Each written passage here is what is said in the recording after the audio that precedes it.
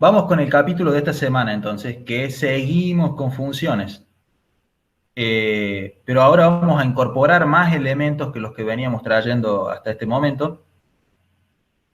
Por ejemplo, el ejercicio del seminario 1, el primer ejercicio dice, dada la función x cuadrado, determinar un dominio restringido en el que sea una función 1 a 1. En ese espacio restringido encuentre su inversa analíticamente y grafique en un mismo sistema de ejes cartesianos la función y su inversa. ¡Wow! O sea, tiró muchas cosas acá, muchos conceptos nuevos que hay que saber para poder hacer este ejercicio.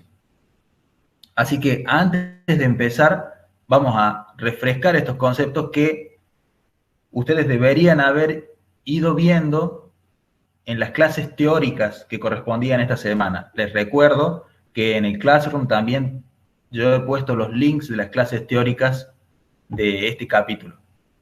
Creo que el link para esta clase va a salir ahora al mediodía. Pero ustedes también pueden verlos en el Moodle de la materia. Bueno, acá hay varios conceptos que hay que aclarar para poder empezar. Por ejemplo, ¿qué es función 1 a 1? Que me preguntaba el ejercicio. ¿Y qué es función inversa? Que es otra cosa que me preguntaba el ejercicio. En primer lugar, función 1 a 1 también la podemos conocer o la pueden ver como función inyectiva. ¿Cuándo vamos a decir que una función es inyectiva? Una función va a ser inyectiva si a cada elemento del dominio le corresponde un único elemento de la imagen. Hasta acá lo que dije es definición de función. Pero además tiene que cumplir que a cada elemento de la imagen le corresponde un único elemento del dominio. Por otro lado, hay otros conceptos que son útiles para tener, por ejemplo, el de función sobreyectiva. Para que una función sea sobreyectiva o suryectiva, también la pueden haber visto por ahí, la definición surge de la manera en la que se definen las funciones. Vean acá esta parte que está escrita, dice, sea la función f que va de x en x mayúscula en y mayúscula, donde acá el x mayúscula sería el conjunto de donde parte los valores en los que se evalúa la función, y la y mayúscula sería lo que se conoce como el conjunto de llegada, los conjuntos a donde caen los valores de la función. Si uno tiene definido una función así, entonces va a decir que es sobreyectiva si la imagen de la función coincide con el conjunto de llegada y mayúscula. Por lo general, en los ejercicios, no necesariamente me aclaran a mí cuál es el conjunto de salida y cuál es el conjunto de llegada, pero por lo general, si no lo aclaran, es que la función va de los reales en los reales, es decir, que el conjunto de partida son los reales y el conjunto de llegada también son los reales. Otro concepto también que será útil es cuando una función es biyectiva. Y este es fácil, una función va a ser biyectiva cuando sea inyectiva y sobreyectiva al mismo tiempo. Y finalmente tenemos la definición de función inversa. Y vamos a decir que una función va a tener inversa si se puede decir que la función es biyectiva. Es decir, que cumple con que es inyectiva y sobreyectiva al mismo tiempo. La vamos a denotar de esta manera como f a la menos 1 de x y vamos a decir que cumple con la siguiente propiedad. Y es que si yo agarro la función f y le meto adentro la inversa, el resultado va a ser el argumento que tenía metido dentro de toda esa función. Fíjense, yo acá tengo la función f, está compuesta con la función inversa, y adentro de la función inversa tengo el argumento que es x. Si yo hiciera esta propiedad de composición, el resultado que obtengo es la misma x que metí al principio. Recuerden que, o como habíamos visto al principio, una función lo que hace es agarrar un x y transformarlo. Si yo agarro una función, le meto un x, lo transforma y me da otro número. En este caso, la operación que estoy haciendo es, o en este, fíjense que es tengo la f y le meto adentro la inversa, o tengo la inversa y le meto adentro la f. Si yo agarro un x, se lo meto a la función, me lo transforma, me da otro número. Agarro ese número y lo meto dentro de la inversa, me lo transforma y me devuelve el número que originalmente metí en la función. Es decir, la función inversa deshace lo que hace la función. De tal manera que termino obteniendo lo que primero, el primer x que yo metí en la función, o lo que sea que yo metí en la función al principio. ¿Queda claro eso más o menos? Sí. Entonces, con estas cosas que hemos puesto acá y que vamos a ir desarrollando un poquito a medida que resolvamos el ejercicio, vamos a atacar el ejercicio ahora. Recordemos, el ejercicio me dice que la función es la x cuadrado. Además, el ejercicio me dice, ya me está diciendo desde el enunciado, que la función no es inyectiva, no es 1 a 1. ¿Cómo yo me puedo dar cuenta que una función, y esto lo vamos a tener varias veces en esta guía, que una función no es inyectiva? Si recuerdan en lo que habíamos visto en las guías anteriores, teníamos una fórmula gráfica para darnos cuenta que algo no era una función. Cuando algo no era una función, y lucía, por ejemplo, de esta manera, yo decía, ¿cómo lo encuentro? Y empiezo a trazar líneas paralelas al eje Y, y si alguna de esas líneas cruza en más de un lugar a la función, entonces eso no es función. Acá, por ejemplo, en lo que acabo de dibujar, esta línea paralela al eje Y cruza a la función en 3 lugares, por lo tanto, ese gráfico que yo hice no es de función. En el caso de función inyectiva, no voy a trazar rectas paralelas, sino que voy a trazar rectas horizontales o paralelas al eje X, no al eje Y. En el caso que tenemos nosotros en el ejercicio, que es la x cuadrado, si yo trazo una línea horizontal al eje X, o paralela al eje X, esta línea está cruzando a la función x cuadrado en 2 puntos. Y eso no puede pasar, porque significa que para 2 valores distintos de x, tengo el mismo valor de y. Y justamente eso es lo que dice la definición de función inyectiva. Para un valor de x puede tener un único valor de y para un valor de y puede estar correspondido con un único valor de x. Y por lo tanto, la función x cuadrado no cumple con eso. Pero el ejercicio me dice, bueno, y eso, paremos un chiquito ahí y veamos cómo puedo demostrar analíticamente que la función no es inyectiva. Bueno, y esto les tiene que servir no solo para este ejercicio, sino para todos los ejercicios en los que ustedes tengan que saber si una función es inyectiva o no, y lo tienen que demostrar. La manera que lo vamos a hacer es plantear que vamos a evaluar la función en 2 x distintos, un x1 y un x2, y vamos a plantear que esos valores son iguales. Si la función fuese verdaderamente inyectiva y tiene 2 valores de y iguales, entonces el desarrollo de esta ecuación me tendría que dar que x1 termina siendo igual a x2, porque es la única opción. Por definición de función inyectiva, si 2 valores de x tienen el mismo valor de y, entonces esos valores de x tienen que ser iguales. Si no, no sería inyectiva. Por lo tanto, si planteamos esto para este ejercicio, pero con la f siendo la función x cuadrado, obtendríamos esta ecuación que tenemos acá. Es el x1 al cuadrado igual al x2 al cuadrado. Acá hago un poco de álgebra y entonces paso este término de la derecha hacia la izquierda y me queda una diferencia de cuadrado que la puedo escribir como está acá abajo. Y esta diferencia de cuadrado ahora lo puedo pensar como que tengo productos de 2 cosas igual a 0, y producto de 2 cosas igual a 0, alguna de ellas tiene que ser 0, o la primera es 0 o la segunda es 0, y si resuelvo acá esto que me quedó, me queda que x1 es igual a x2 o x1 es igual a menos x2. Y acá está el problema. Yo partí diciendo que tengo 2 valores iguales en la imagen y me dio que hay 2 valores en el eje X, que pueden darme valores iguales en el eje Y. Por ejemplo, si yo pongo x2 igual a 1, en menos 1 también voy a obtener el mismo valor de Y. Y esta es la razón por la cual la función x cuadrado no es inyectiva. Ahora, la pregunta sería, ¿yo puedo a esta función que está acá definirla en un intervalo distinto al de su dominio? Recuerden que el dominio de la función x cuadrado son todos los reales. ¿Puedo definirla en un intervalo distinto de tal manera que sí sea inyectiva?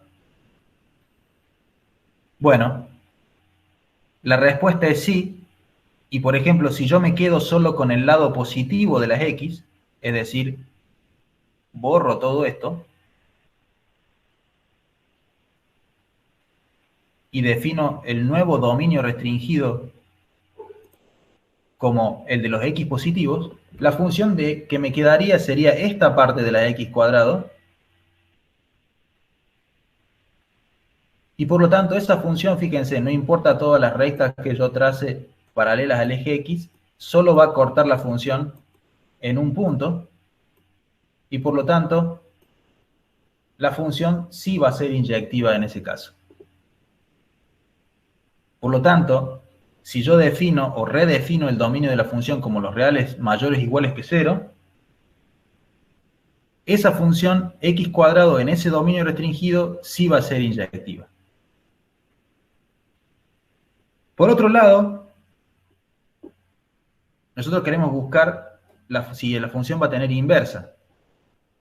Para que la función tenga inversa, por la definición que nosotros dimos hace un rato, tiene que ser biyectiva. Es decir, que tiene que ser inyectiva y al mismo tiempo tiene que ser sobreyectiva. Recordemos la definición de sobreyectiva. La definición de sobreyectiva decía que para que la función sea sobreyectiva, el conjunto de llegada de la función tiene que ser igual a la imagen de la función. En principio a mí no me han dicho desde dónde a dónde va la función, pero como ya restringí el dominio de la f, yo puedo pensar que la definición es esta que está acá, que va de los reales mayores o iguales que 0 a los reales, o sea que el conjunto de llegada serían los reales. Por otro lado, si vemos el grafiquito este que está acá, la imagen, los valores que puede tomar la x cuadrado, son todos los reales mayores o iguales que 0, nunca va a darte un valor negativo. Entonces, la imagen de la función son los reales mayores o iguales que 0. Y por lo tanto, esa imagen no coincide con el conjunto de llegada que yo planteé acá, que eran todos los reales. ¿Ahora hay una manera de pasar ese problema? Sí. En principio yo puedo redefinir la función entre qué y qué va, entre qué conjunto de partida y qué conjunto de llegada, de esta manera, ponerle que el conjunto de partida es el dominio restringido y el conjunto de llegada es directamente la imagen de la función, para no tener problemas. Por lo tanto, iría de los reales mayores o iguales que 0 a los reales mayores o iguales que 0, y la estaría forzando a la función a que fuese sobreyectiva también.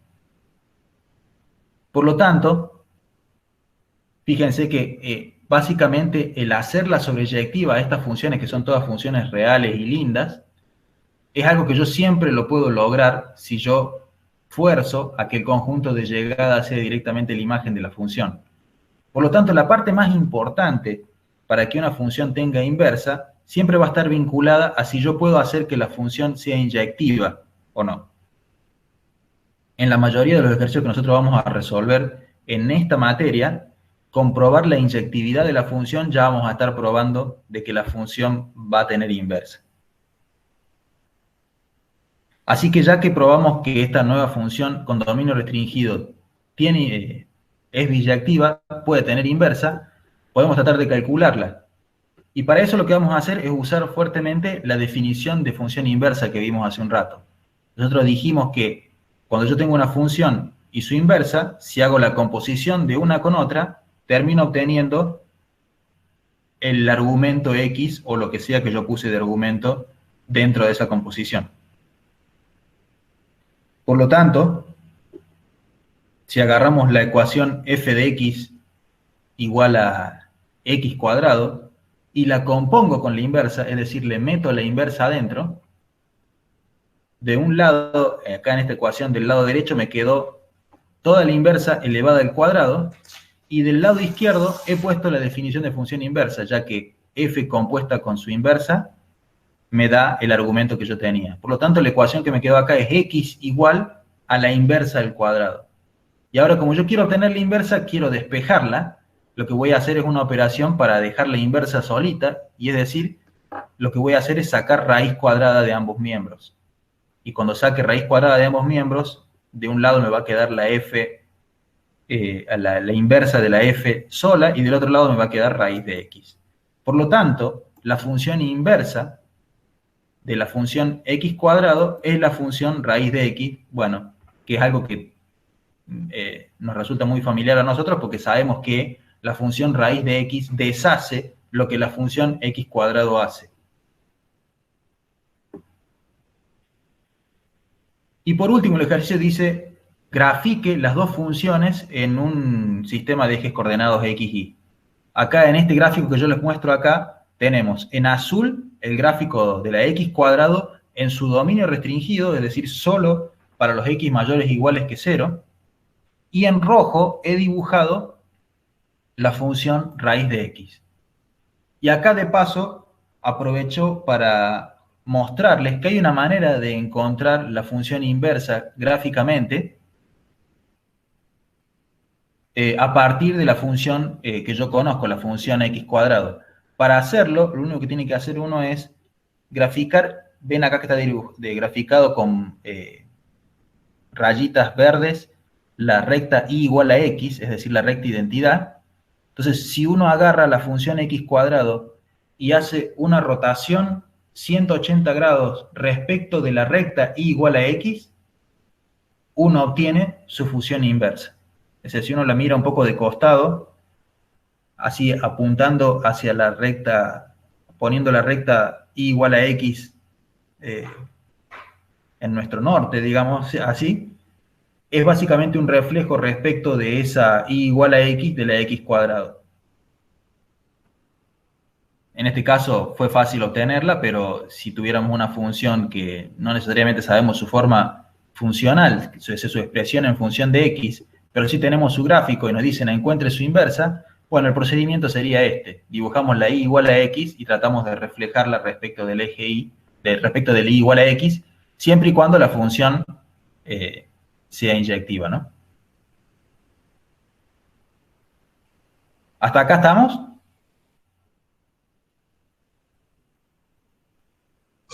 Sí, profe. ¿Alguna pregunta hasta acá? ¿Nada? No. Hay algo que quiero que tengan cuidado, que yo no lo mencioné al principio, pero que tal vez lo debería haber mencionado cuando hablé de función inversa, y es que fíjense la notación que se está usando para definir una función inversa. Están diciendo que la función inversa se escribe así. ¿Está? Este menos 1 que está acá como si fuera un exponente en la f, es pura notación. No es un f a la menos 1. ¿Queda claro? Esto que está acá escrito, que intenta ser la definición de función inversa, no es lo mismo que 1 sobre f de x.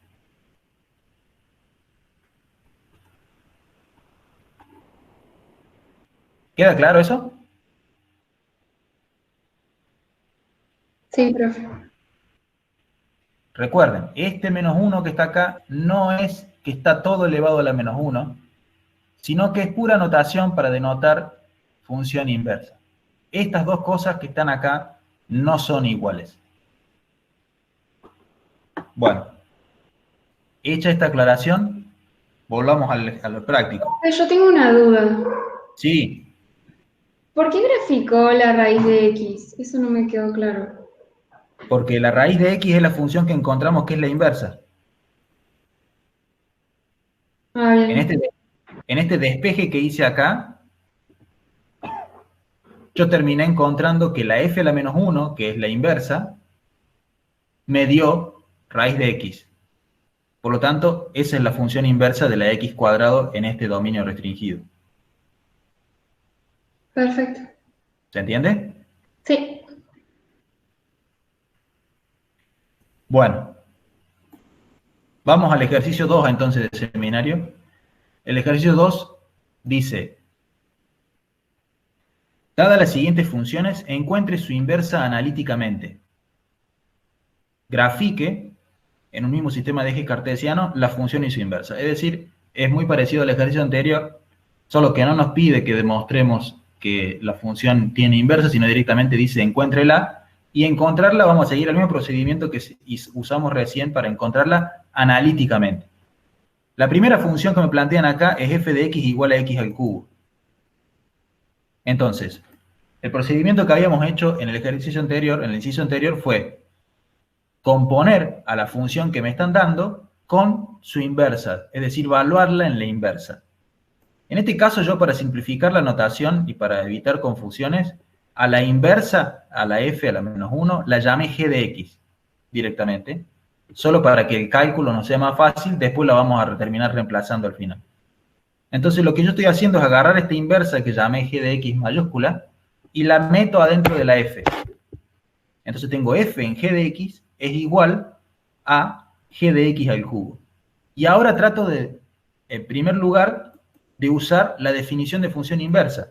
Recuerden que esta parte de la izquierda de la ecuación dice f compuesta con su inversa. Y por definición de función inversa, eso me tiene que dar el argumento, o sea, lo que yo tengo metido dentro de las funciones. El argumento de esto es x. Por lo tanto, el resultado de eso es x por definición de función inversa.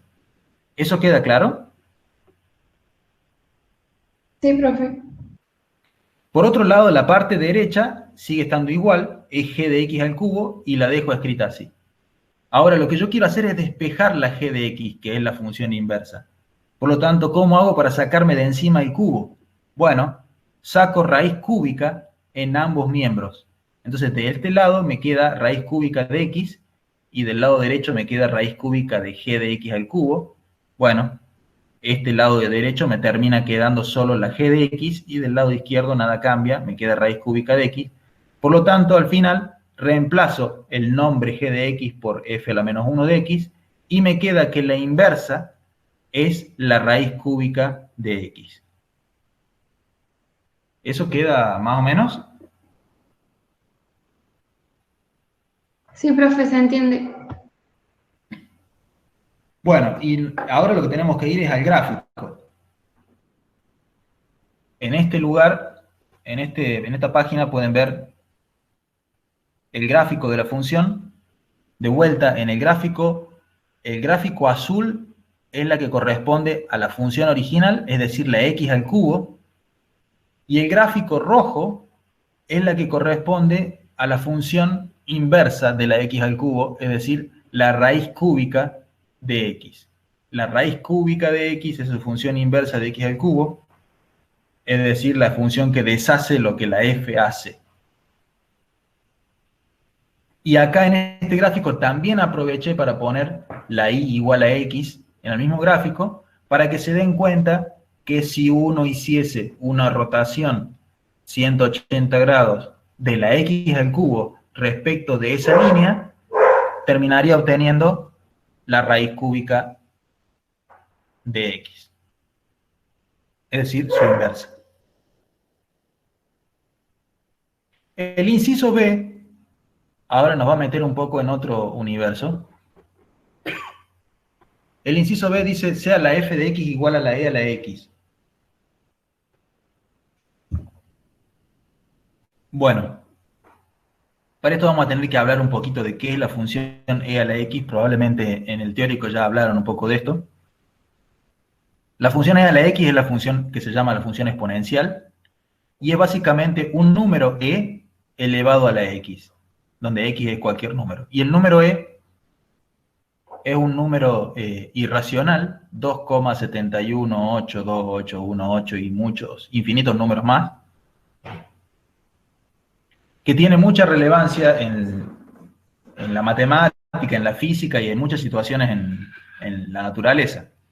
Yo puedo describir muchas cosas con funciones exponenciales, como crecimiento celular, decaimiento radiativo de los átomos, algo que está muy de moda en estos días y que es la causal de que estemos haciendo estas clases virtuales, el crecimiento de casos de contagios por virus, etc. Así que las funciones exponenciales son muy útiles y básicamente nos van a seguir durante el resto de nuestras vidas. Y matemáticamente lo que necesitamos saber es que es una función con dominio a todos los reales y además es una función biyectiva, por lo tanto tiene inversa.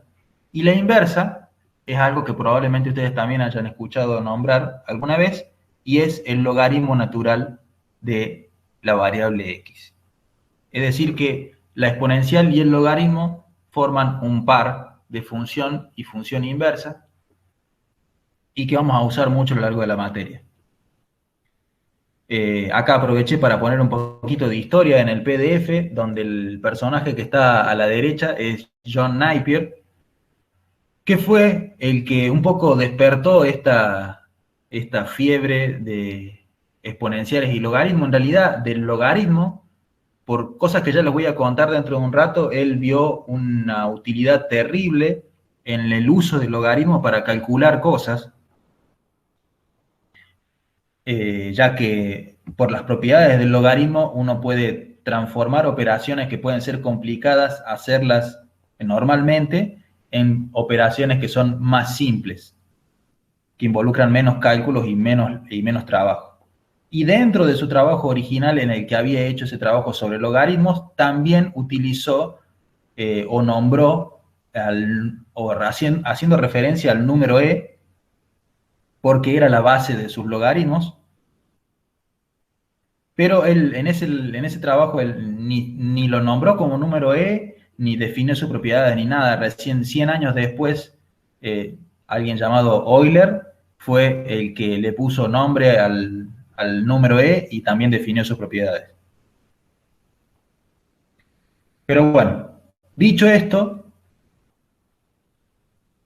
hemos dicho hasta acá lo más importante de la función exponencial y de su inversa, que es el logaritmo. Es decir, ya acabo de decir que tiene inversa, y la manera de calcular, vamos a usar la misma manera que usamos para calcular el inciso anterior, es decir, si partimos de la f de x igual a y a la x, componemos con una g dentro de cada función, es decir, metemos la g que es la inversa adentro. Por definición de función inversa, la composición de una función con su inversa me da lo que está en el argumento, que en este caso es x. Por lo tanto, me queda esta ecuación de acá, x igual a e a la g de x. Y para sacarme de encima, ahora acá yo tengo e elevado a la g de x, y yo quiero la g. O sea, me tengo que sacar de encima la función exponencial, la e. Y para eso lo que hago es componer en ambos miembros por la función inversa de la e, que como sabemos es el logaritmo natural. Por lo tanto me quedará logaritmo natural de x igual a logaritmo natural de e a la g de x, y acá como tengo composición de una función con su inversa, el resultado es lo que tengo adentro, es decir, la g de x, y por lo tanto me da que la función inversa es el logaritmo de x. Esto puede parecer complicado, pero fíjense que en el inciso anterior hicimos exactamente lo mismo. Cuando estábamos acá y dijimos, ¿cómo hago para despejar la g de x? Ustedes pensaron inmediatamente, bueno, y si tengo un exponente cubo, lo que tengo que hacer es sacar la raíz cúbica de ese exponente. ¿Y qué estuvimos haciendo? Estuvimos componiendo con la función inversa de algo al cubo, es decir, con la función raíz cúbica. Bueno, es exactamente lo mismo que hicimos acá para el exponencial. Solo que acá compusimos con la función que es la inversa del exponencial, que es el logaritmo. Y el resultado es de la composición lo que tengo en el argumento, que es la g. ¿Se entiende esto que hemos hecho? Sí, profe. A medida que vayamos avanzando en la clase, vamos a ir dando más propiedades del logaritmo y el exponencial que van a ser verdaderamente útiles. Hasta acá no hemos dicho prácticamente nada. Y acá En el gráfico de estas funciones, que es la primera vez que se los presento, es cuando les estoy dando un poco más de detalle de cómo se comportan. La función exponencial e a la x, como dijimos, tiene dominio los reales. La imagen son los reales positivos y un valor por el que pasa, el e a la 0, es igual a 1. Por lo tanto, la función azul en este gráfico es la que se corresponde con la e a la x. Y acá, bueno, no se corta, acá sigue hacia menos infinito, cayendo y dando valores cada vez más chicos. Y cuando uno se va a valores muy grandes en x, la función crece alocadamente.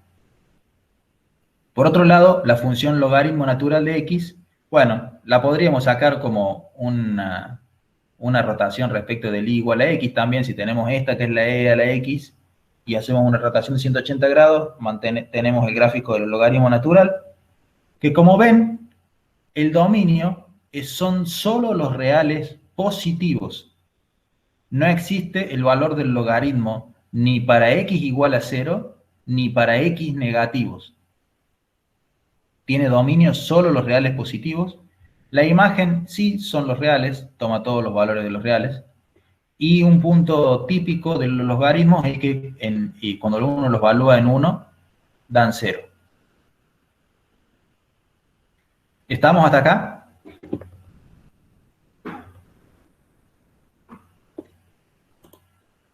¿Estamos vivos? Sí, profe, se entendió. Sí, profe. Bueno, vamos entonces al último ejercicio de seminario de la clase de hoy. El ejercicio es resolver las siguientes ecuaciones. Ahora, las ecuaciones que me dan ahí en ese ejercicio están todas vinculadas con funciones exponenciales y logarítmicas, pero es un poco más generalizado el término funciones exponenciales y logarítmicas. Por lo tanto, ahora vamos a tener que hablar un poco antes de un poco de teórico para poder generar las herramientas para resolver esos ejercicios. Como habíamos dicho en el ejercicio anterior, tenemos la función exponencial, la e a la x, y la función logaritmo natural. Una es la inversa de la otra, pero cada una de ellas puede vivir dentro de una familia de funciones. Entonces llamaremos a las funciones exponenciales en general como las funciones del tipo f de x igual a la x, con a un real distinto de 1 y mayor que 0. Por lo tanto, si usamos esta definición más generalizada de las funciones exponenciales, cuando a es igual al número e, tendremos la función exponencial, si no, tendremos funciones exponenciales con cualquier valor de a. Y estas funciones exponenciales van a tener ciertas propiedades. Las propiedades las voy a enunciar acá ahora. Por ejemplo, el a la 0 es 1, y básicamente todo número elevado a la 0 me da 1. Si tengo a de la suma de dos números en el exponente, bueno, eso será lo mismo que a a la x por a a la y. Si la suma es a a la x más y, es a a la x por a a la y. Es decir, se puede hacer el producto de las funciones exponenciales por separado. Si tengo a la menos x, eso es como si tuviera a la x todo a la menos 1, entonces 1 sobre a la x. Si tengo que sacar a la resta de dos números, bueno, uso la definición de la suma y puedo obtener que a la resta de dos números es la división de a esos números, a la x sobre a la y. Y por último, esta expresión es muy importante, la que está acá abajo, porque agarra cualquier función exponencial de base a y la transforma en una función exponencial, pero de base e, que es la que yo estoy más familiarizado. Esta ecuación dice, si yo tengo una función exponencial del tipo a la x, entonces es igual a una de base e, donde en el exponente tengo la variable x multiplicada por el logaritmo natural de la base de la función exponencial. Esta relación es muy útil y nos va a servir de mucha utilidad a lo largo de la materia. Por otro lado, para los logaritmos también pasa lo mismo. El logaritmo natural es solo un miembro de la familia de las funciones logarítmicas. En general, las funciones logarítmicas se pueden escribir también en función de una base A, y se escriben de esta manera, donde el A también pertenece a los reales, es positivo siempre, y los X tienen que ser positivos. Y el logaritmo natural es solo una de estas familias de funciones logarítmicas, donde la base corresponde al logaritmo natural, es el número E, justamente, que es el que está relacionado con el logaritmo natural. Es decir, el logaritmo base E de X es lo mismo que decir logaritmo natural de X. Y acá hay algo que nos puede servir de utilidad. Fíjense en este renglón que está escrito acá. Nos dice una manera de darle razón a los logaritmos.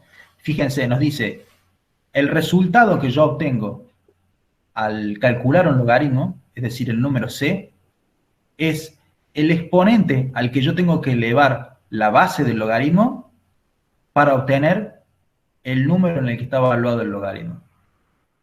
Entonces, escrito en letritas acá, cuando yo hago el resultado del logaritmo y lo elevo, y la base la elevo a ese número, obtengo el número en el que evalúe el logaritmo, que en este caso es el número b. Un ejemplo es, si yo quiero sacar el logaritmo base 10 de 1000, yo sé que ese resultado es 3, porque si agarro la base y la elevo a 3, me da el número que metí dentro del logaritmo, que es 1000. No hay mucha duda de eso. Y el logaritmo, así como la exponencial, también tiene sus propias propiedades. Esta, la más generalizada, es que cualquier logaritmo que yo evalúe en 1 va a valer 0. Cualquier logaritmo que yo evalúe en el mismo número que su base me va a dar 1. En el caso de que yo evalúe el logaritmo en un número que es la base elevado a un exponente, me dará directamente el exponente. El logaritmo de la multiplicación de dos números es igual a la suma de los logaritmos por separado. El logaritmo de la división de dos números será la resta de los logaritmos por separado. El logaritmo de una función tipo x a la n, eso se puede reescribir como n, es decir, el exponente por el logaritmo de la variable x solamente. Y finalmente tengo la ecuación esta de acá abajo, que es muy importante porque me permite pasar de un logaritmo en una base a cualquier otra base que yo quiera. Por ejemplo, acá está escrito el logaritmo en base a de x es igual al logaritmo en base b, otra base que yo quiero, de x, sobre el logaritmo en base b de la base con la que empecé, que es la base a. Si yo escribiese esto, donde b fuese el número e, el logaritmo en base e me quedaría el logaritmo natural, y por lo tanto, pasar de logaritmo de cualquier base al natural sería usar esta formulita que está acá. Es logaritmo natural de x sobre logaritmo natural de la base del logaritmo con el que empecé. Y fíjense que acá dentro de estas propiedades está la verdadera utilidad del logaritmo, o al menos la que ocasionó la fiebre del logaritmo históricamente. Acá las formulitas son básicamente estas, que dice el logaritmo del producto de dos números es lo mismo que la suma de sus logaritmos, o el logaritmo de la división de dos números es lo mismo que la resta. Esto no parece muy útil, pero si uno está multiplicando dos números y esos números son muy grandes, hacer una multiplicación puede ser muy complicado. Pero hacer una suma es una operación mucho más fácil. Entonces, lo que hizo Napier con sus tablas fue que él tenía tablas de logaritmos, es decir, para un dado x, cuánto valía su logaritmo. Y cuando él quería hacer una multiplicación entre dos números, lo que hacía básicamente es sacarle los logaritmos a esos números con sus tablas, sumarlos, que era una operación mucho más fácil. Además, el logaritmo de un número grande es un número más chico, o sea que sumaba dos números relativamente chicos, y una vez que tenía la suma, también tenía las tablas de antilogaritmos, lo que le permitía pasar de esa suma al valor de la multiplicación. Si tengo el antilogaritmo, es sacar el logaritmo de acá y quedarme con lo que tengo adentro. Entonces él cambiaba una operación de multiplicar dos números grandes y difíciles por sumar dos números relativamente fáciles y después ir a buscar en sus tablas de antilogaritmo el resultado de lo que hubiera sido la multiplicación de esos números. En realidad, este tipo de operaciones en multiplicar dos números grandes en la época actual con las computadoras no asusta a nadie, pero hace 400 años que no existían las computadoras y mucho menos máquinas de calcular, este tipo de herramientas, tablas de logaritmos, ahorraban muchísimo tiempo a la hora de hacer cálculos. Bueno, hecha ya la revisión de las propiedades y de lo que son en general las funciones exponenciales y logarítmicas, vamos al ejercicio. El ejercicio dice, encuentra el valor de x que corresponda, y por ejemplo el inciso A dice, logaritmo base 2 de x, igual a 3. ¿Cuánto vale x? Esa es la pregunta.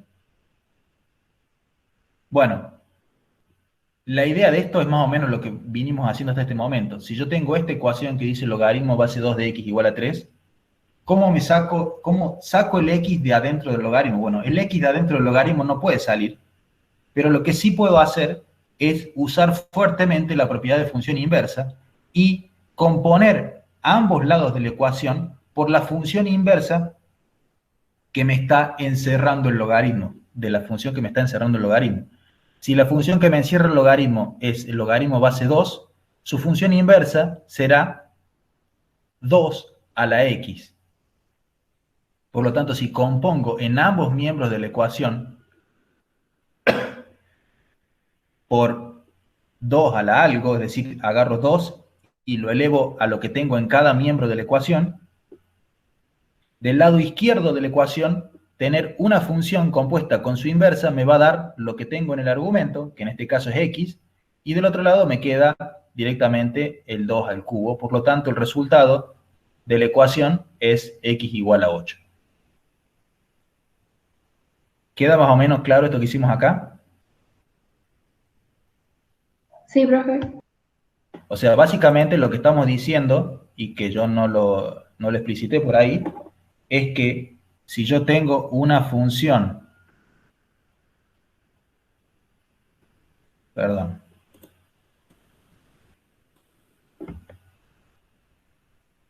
que es del tipo a a la x, bueno, su función inversa es el logaritmo base a de x. O al revés, digamos, si tengo una función que es el logaritmo base a de x, su función inversa es la a la x.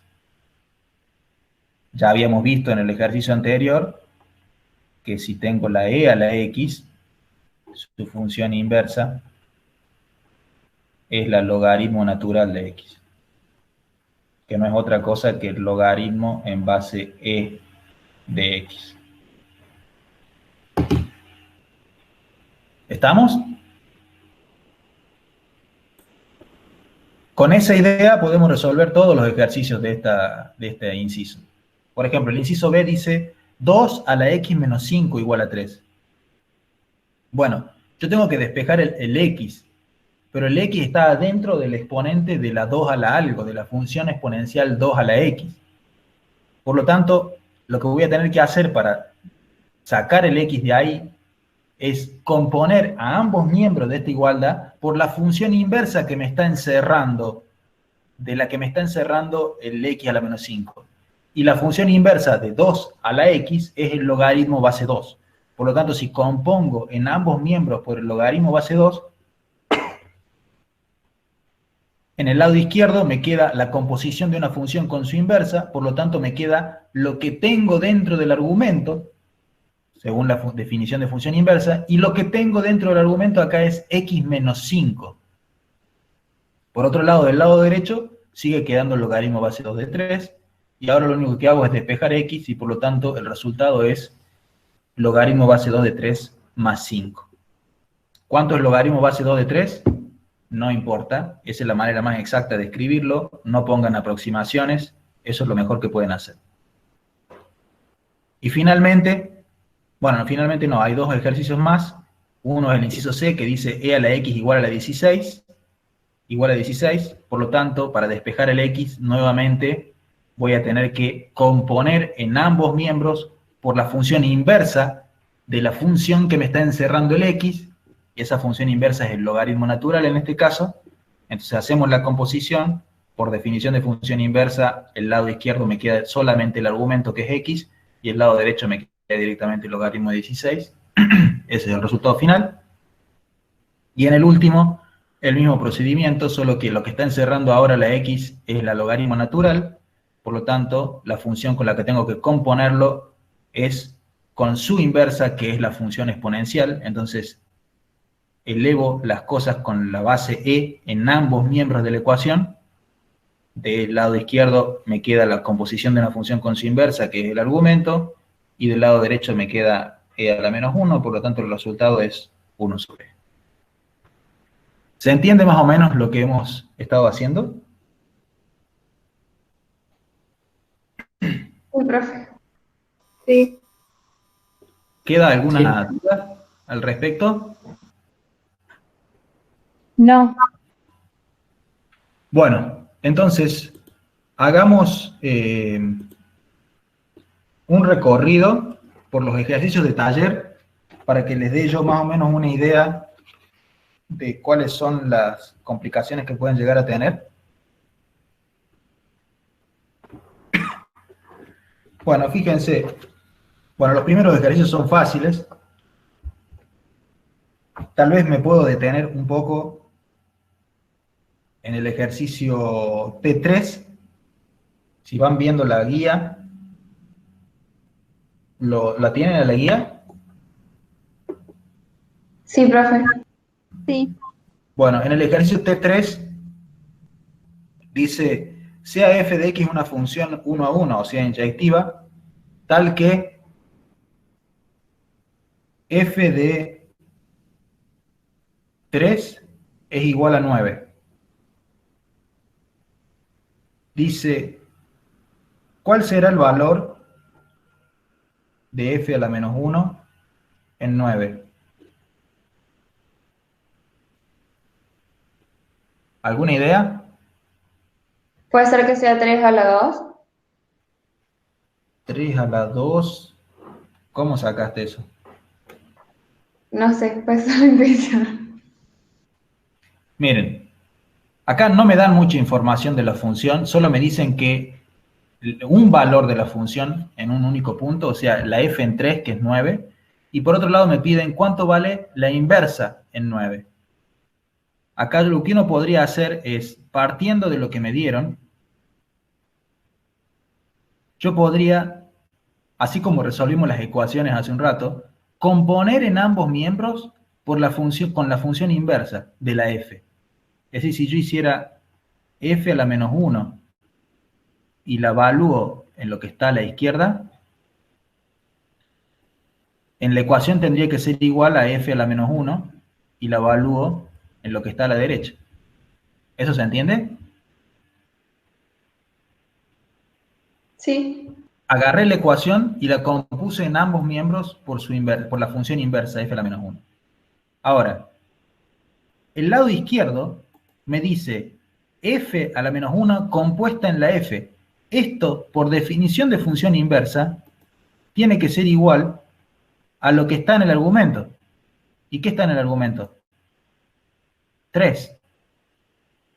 Y de este lado es justamente el valor que yo quería averiguar. F a la menos 1 en 9. Por lo tanto, el valor de f a la menos 1 en 9 no es otra cosa que 3. ¿Queda más o menos claro? Sí. Sí. Bueno, en el ejercicio T4 dice, decida gráficamente si estas funciones son inyectivas o no, y en tal caso construir su inversa. Bueno, son las cosas gráficas que hemos hecho hasta ahora en el ejercicio, digamos. Para saber qué es inyectiva, bueno, tracen líneas horizontales o paralelas al eje X, y si cruzan más de un punto a esas líneas es porque la función no es inyectiva. y si solo corta siempre en un solo punto, entonces es inyectiva, y encuentren su inversa dibujando la recta y igual a x y reflejando la función respecto de esa recta a 180 grados. O sea, no hay mucho misterio. En ese taller, en el E, ¿En cuál? tuve una duda. ¿El E? En el E, sí. ¿Que dice g de x igual a 1 sobre x? Y yo lo puse como que sí era inyectiva. Y sí lo es. Porque si uno tiene... Algo que no me cerró. Si uno tiene esta función,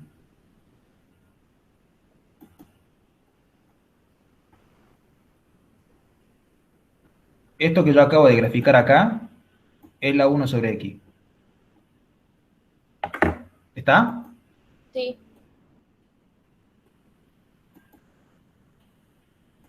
Y si uno empieza a trazar líneas horizontales, todas las líneas horizontales que yo quiera, solo cruzan a la función en un único punto. Todos los puntos de corte siempre son uno solo. Por lo tanto, la función es inyectiva. ¿Queda claro? Sí. ¿Se entiende? Sí, pero el tema era cuando te pedía o sea, cuando vos haces la inversa de eso. Bueno, cuando vos haces la inversa acá y dibujás la y igual a x y haces el reflejo, te queda igual. O sea, la inversa de la función 1 sobre x es la 1 sobre x.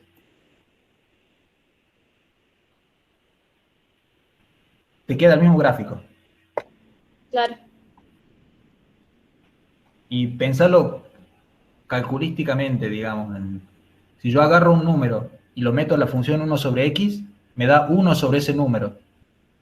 Ahora, si yo agarro ese número y lo meto de vuelta en la función 1 sobre x, me da 1 sobre ese número, me devuelve el número que yo metí al principio.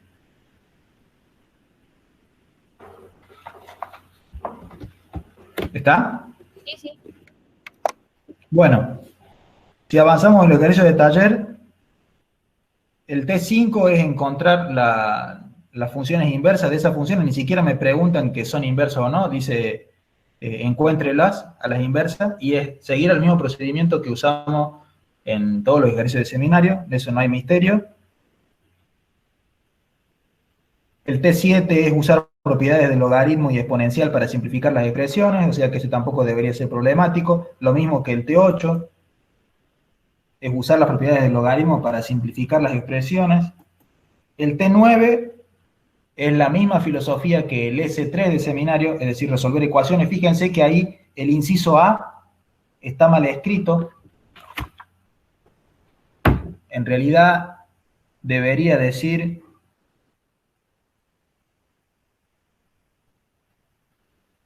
E a la 3x menos 4 igual a 2.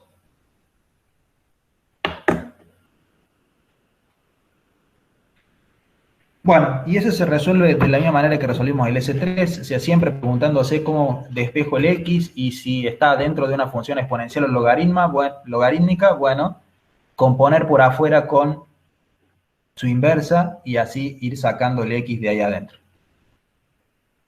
El T10, bueno, el T10 es una mezcla de esta guía con la guía anterior, porque básicamente lo que hace es poner distintas funciones logarítmicas a la cual una le hace transformaciones y obtengo otras funciones. Entonces, conociendo la forma de la función, que por lo general acá es el logaritmo natural, uno puede construir las otras funciones de acuerdo con las transformaciones que vimos en la guía anterior.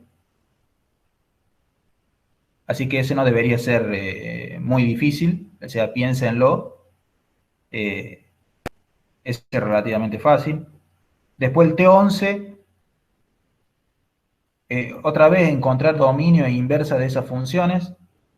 No debería ser complicado. El T13 me gustaría hablar un poco. Fíjense.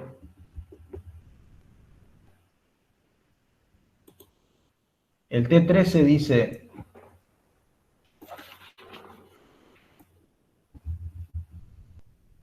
dadas las funciones seno de x y coseno de x, encuentre un dominio restringido en el cual puedan poseer inversa.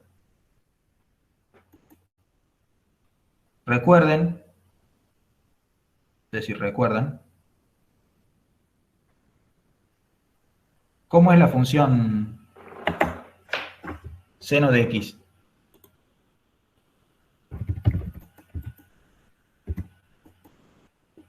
Bueno, si uno la dibuja en el plano cartesiano xy, uno obtiene una función periódica, ¿no?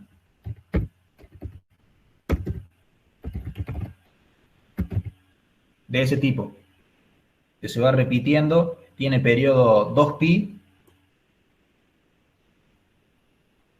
acá 2pi está por acá, y entonces se va repitiendo el gráfico varias veces, a intervalos de a 2pi, voy replicando la forma del gráfico. Ahora, si yo tengo esta función, ¿es inyectiva o no?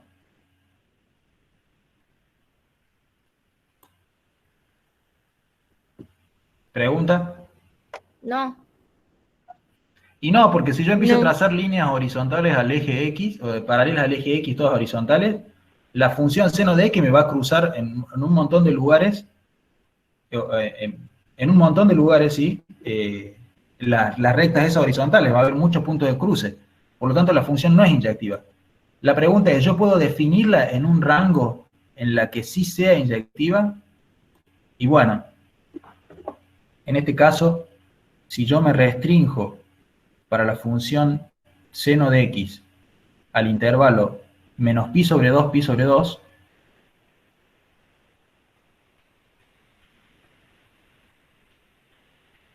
lo que me queda de la función es una cosa así.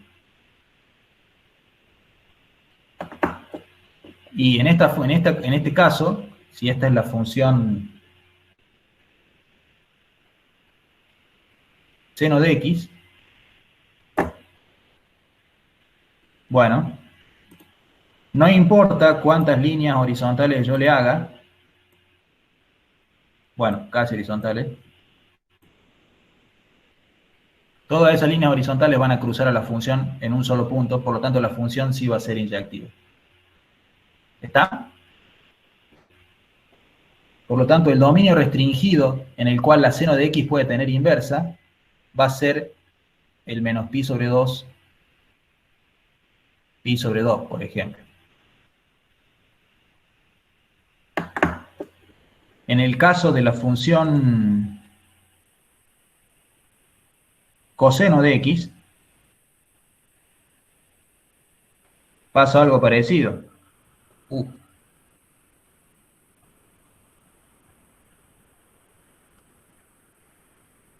La función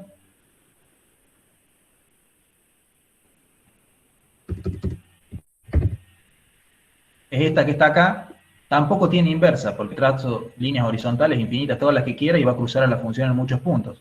¿En qué rango yo la puedo definir de tal manera que sí sea inyectiva?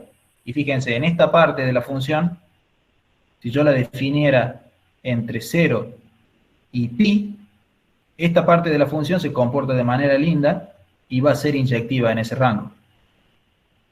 Entonces lo que tendría acá sería entre 0 y pi, pasando por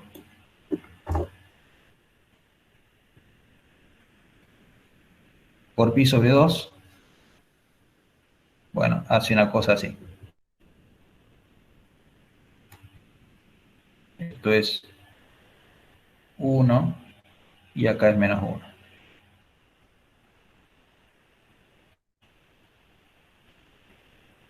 O sea que el dominio restringido para la función coseno de x, para que la función tenga inversa, sería el intervalo 0, pi. ¿Se entiende? ¿Queda más o menos claro?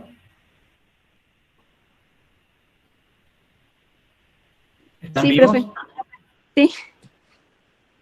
Bien, y una cosa más les quiero decir sobre las funciones inversas de las funciones trigonométricas, y es que las vamos a llamar de la siguiente manera. Si la función es el seno de x, su función inversa la vamos a llamar el arcoseno, y la vamos a escribir así, y si la función es coseno de x, su función inversa la vamos a llamar el arco coseno de x.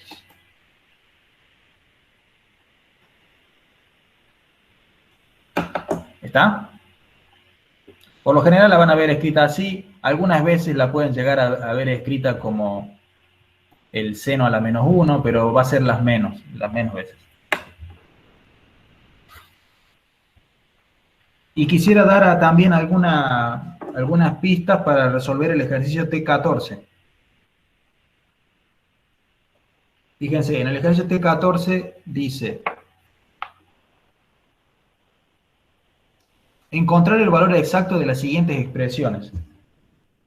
Una de las expresiones del inciso A es el arco tangente de 1.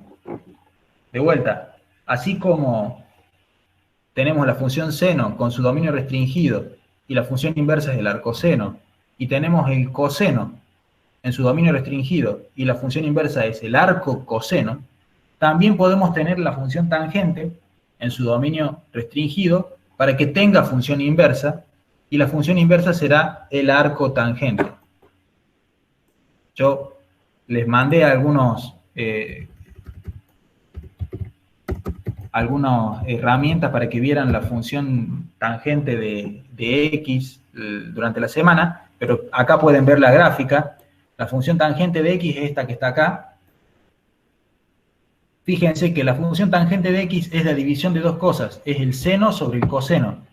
Por lo tanto, cuando el coseno se hace 0, la función tangente no está definida. Y el coseno se hace 0 en pi sobre 2, menos pi sobre 2, 3 medios pi, todos los pi sobre 2, de todos esos valores, la función, el coseno vale 0, y por lo tanto la tangente no está definida. Entonces ven que acá, por ejemplo, el gráfico que está pasando por 0 va entre menos pi sobre 2 y pi sobre 2. En esos lugares la función se va para arriba, en pi sobre 2 se va a valores muy grandes, positivos, y en menos pi sobre 2 se va a valores muy grandes, pero negativos.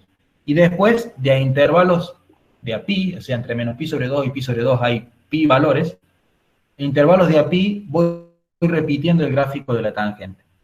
Entonces, para que la función tenga inversa, lo que yo puedo hacer es tomar uno de esos intervalos y tomar un gráfico como este, y si el gráfico es como este que está acá, entonces la función va a tener inversa. Por lo tanto, el dominio restringido de la tangente, o al menos 1, y acá me equivoqué en algo, porque no es corchete, es paréntesis, es el intervalo menos pi sobre 2, pi sobre 2. ¿Está? Sí. Y ahora lo que uno quiere saber es cuánto valdrá el valor del arco tangente en 1. Bueno, en la resolución que hicimos del ejercicio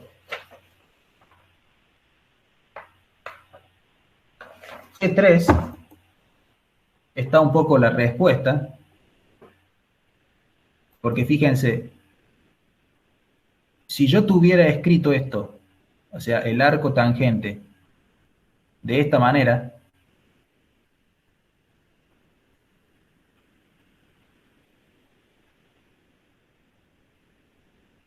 de tal manera que esto me diera 1, ¿cuál sería el resultado de esta ecuación?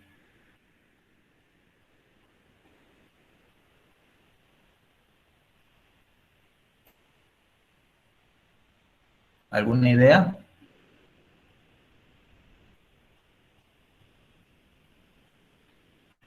Si acá yo tengo una composición de una función con su inversa, ¿cuál es el resultado? Lo que está adentro. lo que está dentro, el resultado de esto tiene que ser x. Por lo tanto, si yo logro encontrar para qué valor de x la tangente vale 1, esa será la respuesta al ejercicio que yo estoy teniendo. ¿Se entiende eso? Sí. Entonces pasé de tratar de saber cuál es el valor de la cotangente para 1, a, usando la definición de función inversa, tratar de ver para qué valor la tangente vale 1, y entonces si lo reemplazo acá, obtendré el resultado del ejercicio que me están preguntando. Entonces, el problema se reduce a resolver la siguiente ecuación. ¿Cuándo la tangente vale 1? Ahora, recordemos que la tangente no es otra cosa que Cuando el seno es seno igual de... a coseno. Claro, la tangente es seno sobre coseno. O sea que esta ecuación me está diciendo cuándo seno de x es igual a coseno de x. Pero no cualquier cuándo. ¿Cuándo pasa eso? En este dominio que tenía la función tangente, ¿está? Observen que en la circunferencia unidad, pi sobre 2 está acá, y menos pi sobre 2 está acá abajo. O sea, tiene que ser un ángulo que esté o en el primer cuadrante o en el cuarto cuadrante, porque este es el intervalo permitido para la tangente. Si fuera un ángulo en el primer cuadrante, en el cuarto cuadrante, acá abajo, ¿puede el valor de la tangente ser 1? No, ¿Por qué no?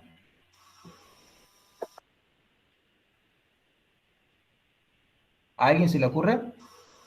porque el seno sería negativo. Claro, porque el seno y el coseno tendrían signos distintos. Entonces, como mucho puedo lograr que sea menos 1, pero no 1. Entonces el ángulo sí o sí tiene que vivir en el primer cuadrante. Y tiene que ser Profe, tal... ¿Cómo? Que si sería pi sobre 4. Claro, y el ángulo tiene que ser pi sobre 4, porque es el único ángulo en el primer cuadrante donde el triángulo rectángulo que se forma con ese ángulo, este cateto es igual a este cateto de acá abajo. El seno es igual al coseno. Si se fijan en la tablita de ángulos típicos que tenemos en el primer cuadrante, el único ángulo en el que el seno y el coseno valen lo mismo es para pi sobre 4. Entonces la respuesta a nuestra pregunta de cuánto vale x vale pi sobre 4, porque tangente en pi sobre 4 es 1. Entonces la respuesta acá es pi sobre 4. Y no hay otro ángulo entre menos pi sobre 2 y pi sobre 2 que cumpla con eso. profe, entonces pi sobre 4 sería la respuesta al arco tangente de 1. Sí. Bien. Y con esta misma filosofía se resuelven todos estos ejercicios del T14. Fíjense, por ejemplo, el inciso C. Dice, ¿cuánto vale el arco coseno en menos un medio?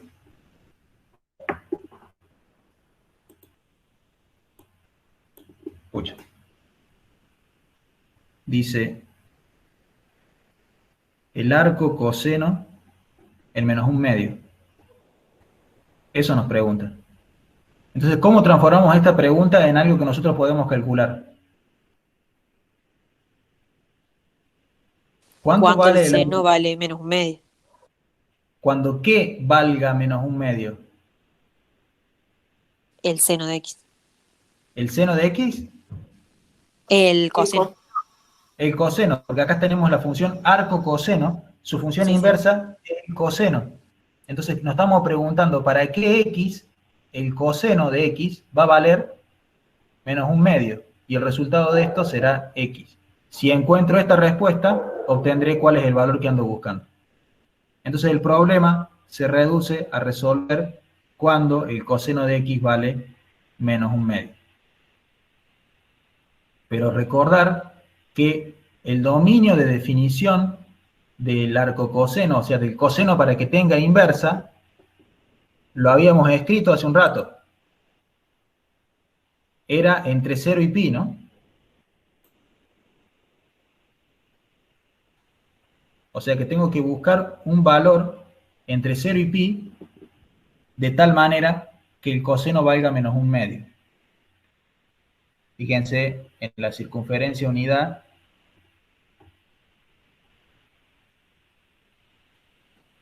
Eso es entre 0 y pi. De acá a acá. En algún lugar de acá. ¿Dónde el coseno va a ser negativo? En el segundo cuadrante. ¿En el primer cuadrante o en el segundo? En el segundo. En el segundo, porque de este lado están los cosenos negativos. O sea que sí o sí el ángulo tiene que estar en algún lugar por acá. De tal manera que el coseno sea negativo.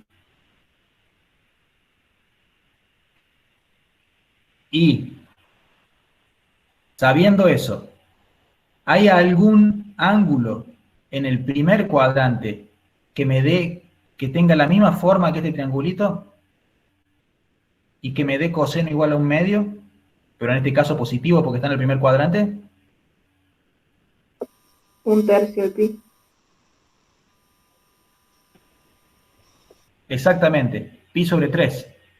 Cuando yo tengo pi sobre 3, el coseno vale un medio. Entonces, si avanzo otro pi sobre 3, acá tendré 2 pi sobre 3. Este coseno va a ser igual que el de este en valor absoluto, pero con signo cambiado.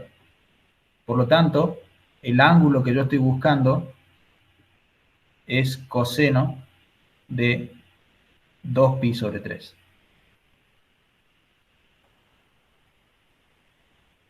Y ese es el que me da menos un medio. Por lo tanto, la respuesta es 2 pi sobre 3. ¿Se entiende?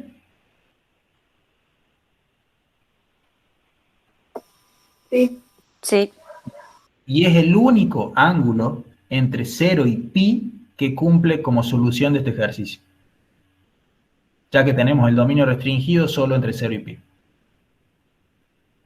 ¿Estamos?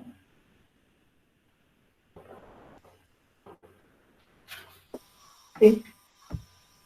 Sí, profe. Bueno, con esto entonces damos por finalizada la clase del tema de hoy. Si tienen alguna otra pregunta.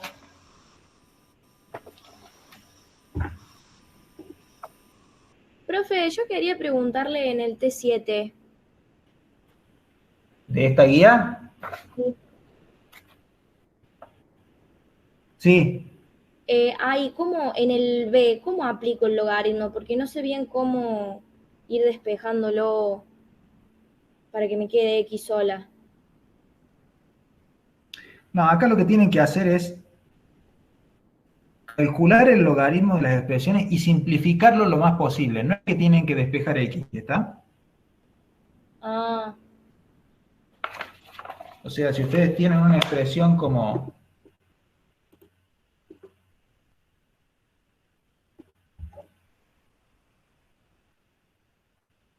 dice que de X igual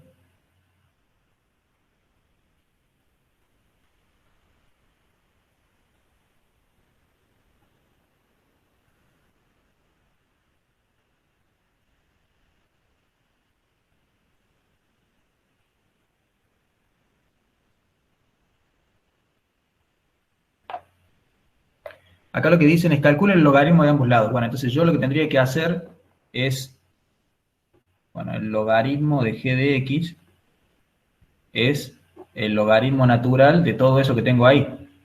¿Está? ¿Queda claro eso? sí. Ahora, si yo tengo el logaritmo, la operación más grande que yo veo ahí adentro es el logaritmo de la división. ¿Qué propiedad del logaritmo puedo usar para escribirlo de otra manera? el logaritmo de la división de dos números, ¿a qué será igual? A la resta. A la resta. Entonces esto yo lo podré escribir como el logaritmo de el numerador menos el logaritmo del denominador. ¿Está? Sí. Ahora, por ejemplo, en este primer término, ¿qué operación tengo? Que es la más englobadora. Y tengo un producto. Sea algo del producto del logaritmo de un producto. Sí, que lo podés sumar. Exacto. Esto es lo mismo que el logaritmo de 34 más el logaritmo de x más 5 a la sexta. Menos. Y acá, esto, ¿lo podré simplificar algo?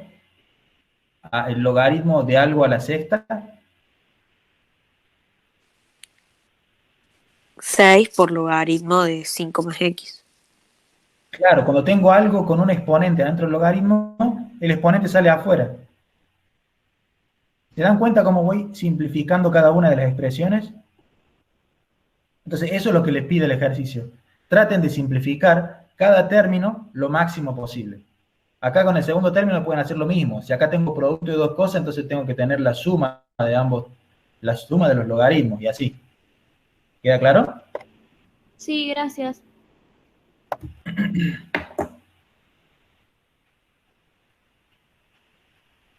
Bueno, Profe, yo tengo dudas, pero del taller anterior, con un ejercicio, porque no sé si lo planteé, si lo hice bien en el gráfico. Es bueno, ¿qué ejercicio? el T6F. Sí. ¿Cuál es la duda? El F que dice y seno entre paréntesis x más pi sobre 2 y cierro paréntesis. Bien. Ese es el gráfico de la función seno, ¿no? Sí.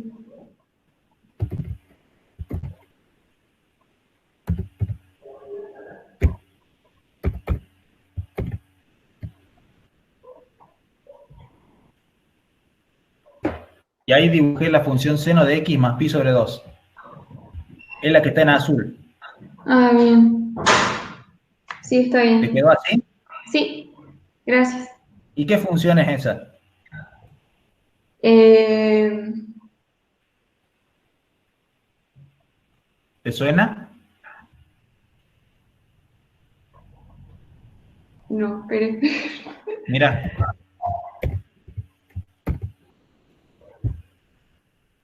¿Viste lo que pasó? Sí. Es justamente la gráfica del coseno de x. Claro. O sea que si a uno, a la función seno de x, la corre pi sobre 2 hacia la izquierda, uno obtiene la función coseno de x. Bien. Gracias, profe.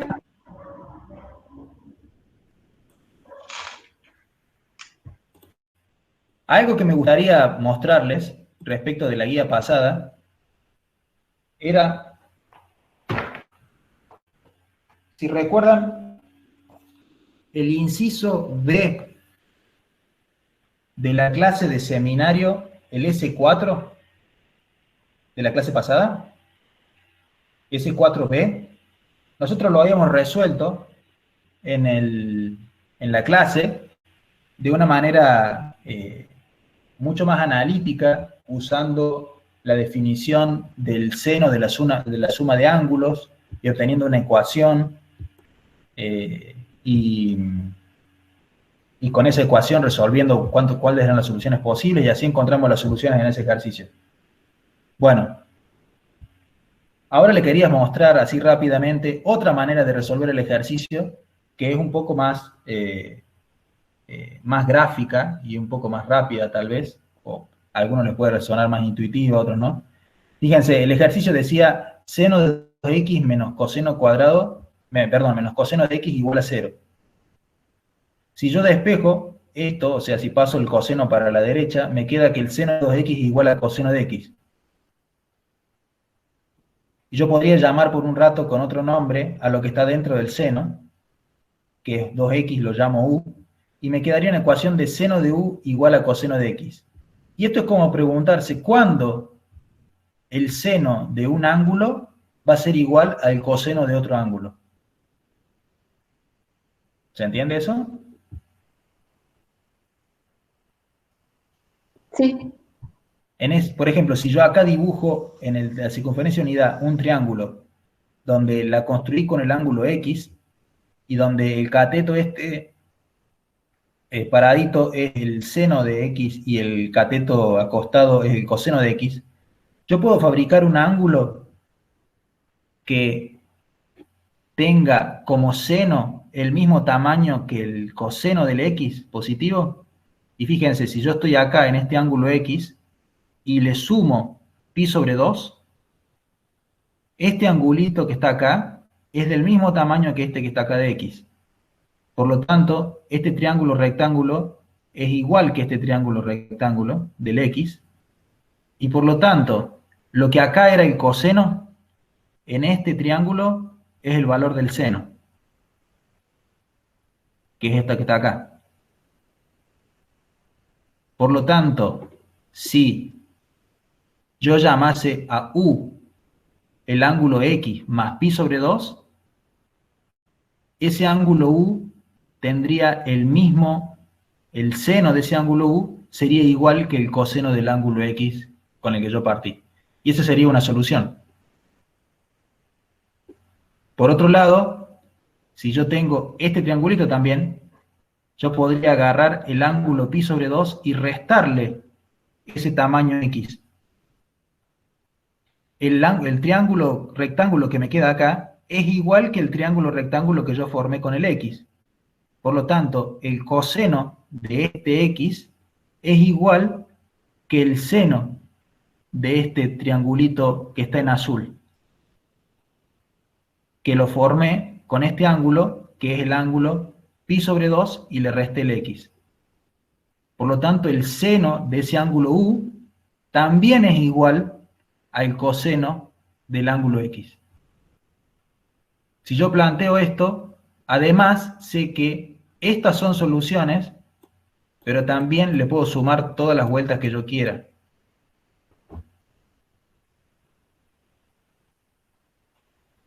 Dos más pi k, 2 más pi k.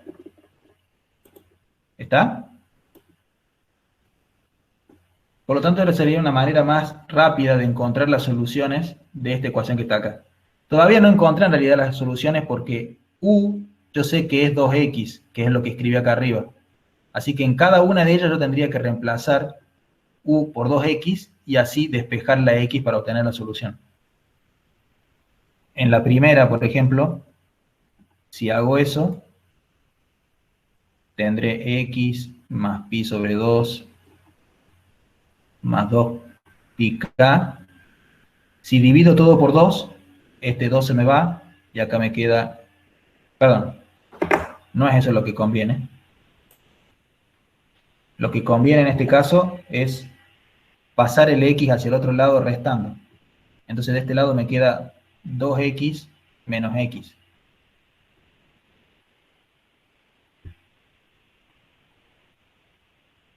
Y 2x menos x es x. O sea que esta sería una solución de mi ecuación. Y la otra solución vendría de acá.